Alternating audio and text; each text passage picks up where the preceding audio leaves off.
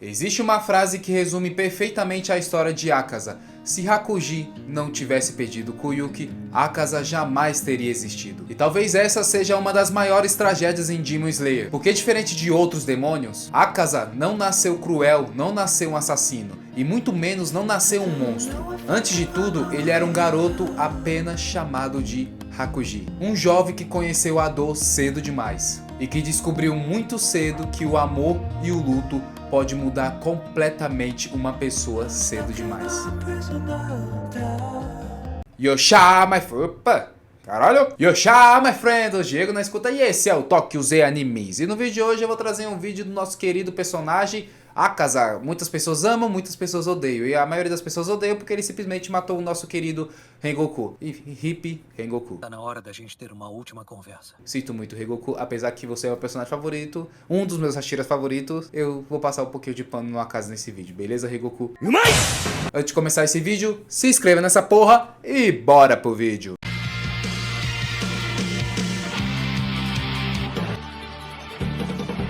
Quando conhecemos a história de Hakuji, percebemos que sua força nunca foi movida por orgulho. Ele roubava, ele brigava, ele enfrentava qualquer um, mas tudo aquilo que ele fazia tinha um certo propósito: salvar o seu pai. Logo após a morte do pai dele, mesmo totalmente sem chão, mesmo totalmente sem céu, a sua força começou a ter um outro propósito. Ao conhecer Kenzo e Kuyuki, pela primeira vez, Hakuji encontrou algo que nunca teve antes: uma família. Não só uma família, mas um lugar que também pode ser chamado de lar. E principalmente um futuro. Ele treinava todos os dias não para provar que era o mais forte. Ele queria proteger aqueles que ele ama. Essa pequena diferença muda completamente todo o contexto apresentado do personagem Akaza na história em Demon Slayer, porque Hakuji nunca desejou ser invencível.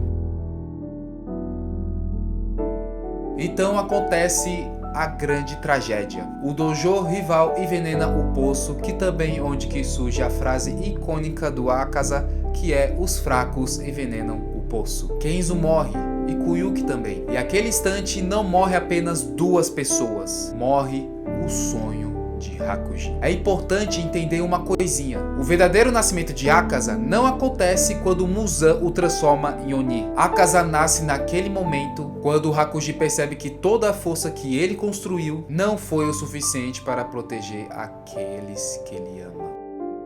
Esse é o peso do luto. Ele não destrói apenas aquilo que perdemos, ele destrói também quem éramos antes da perda. Depois daquela noite, Hakuji desenvolve uma ideia que definiria toda a sua existência. Se ele tivesse sido mais forte, talvez nada daquilo tivesse acontecido. Essa culpa o acompanha mesmo após ter virado um Oni. Por isso, o Akaza é totalmente obcecado pela força, mas não é uma obsessão vazia. Ela nasce de um arrependimento, da impotência e da sensação de nunca mais querer passar pela mesma dor que antes. E é por isso que ele respeita os guerreiros fortes, porque para ele a força representa proteção, representa sobrevivência. Sua filosofia está completamente distorcida, de fato, mas sua origem continua profundamente humana. Talvez essa seja a característica mais mal compreendida desse personagem. Muitos acreditam que o Akaza despreza pessoas fracas simplesmente por arrogância, mas talvez seja totalmente ao contrário. Os fracos lembram o Hakuji. Lembram o garoto que foi incapaz de salvar o próprio pai, incapaz de proteger o Kenzo, incapaz de impedir a morte da Kuyuki. Toda vez que o Akaza olha para alguém sem força, ele também está olhando a versão anterior de si mesma que ele mais odeia: o Hakuji. E talvez seja por isso que ele tenta convencer sempre guerreiros poderosos a se tornarem um Oni, como fez com Rengoku, como fez com Gyu e provavelmente fez com vários caçadores de Oni no passado. Na mente de Akaza, a maior tragédia possível é você não ter força o suficiente para proteger aqueles que você ama. Ele acredita que a imortalidade resolveria esse problema, mas o que ele nunca percebeu é que justamente essa escolha que fez para sempre afastar da humanidade que ele tanto preservava. Tô fugido para editar isso aqui. Existe uma enorme ironia em Akaza. Entre todos os Onis criados pelo Muzan, talvez ele seja o único Oni que não foi capaz de abandonar totalmente o seu lado humano. Mesmo sem lembrar de conscientemente de Hakuji, seu coração continuava carregando as suas cicatrizes. Ele se recusava a matar as mulheres, não porque Muzan proibiu, mas porque em algum lugar em sua alma ainda existia o amor que ele sentia pela Koyuki.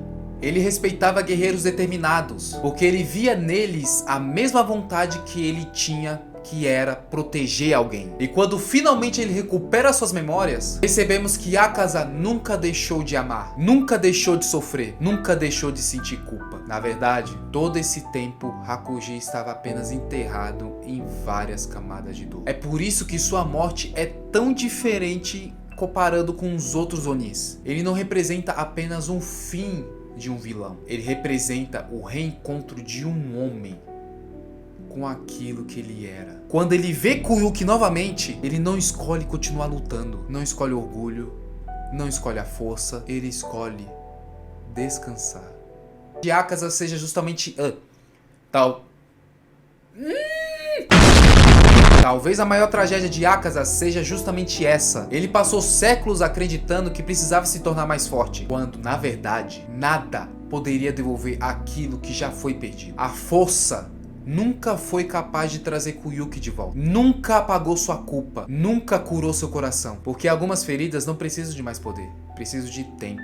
Precisam de perdão. E dá coragem de aceitar que nem toda perda pode ser evitada. No fim, Akaza ensina uma lição que vai muito além de Demon Slayer. O luto pode nos transformar, pode nos endurecer, pode até nos fazer esquecer de quem somos. Mas enquanto existe a lembrança daqueles que amamos, ainda existe uma parte da nossa humanidade esperando a gente voltar.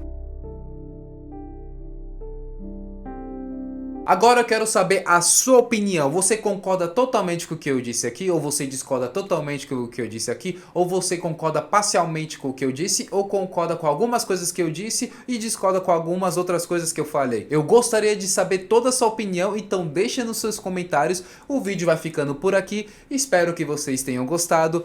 Não se esqueça de curtir, compartilhar, comentar. Se inscreva no canal que você dá essa força gigantesca aqui pra nós. Se você chegou até aqui e não tá afim de se inscrever, tudo bem. Eu vou continuar com os vídeos mesmo assim, beleza?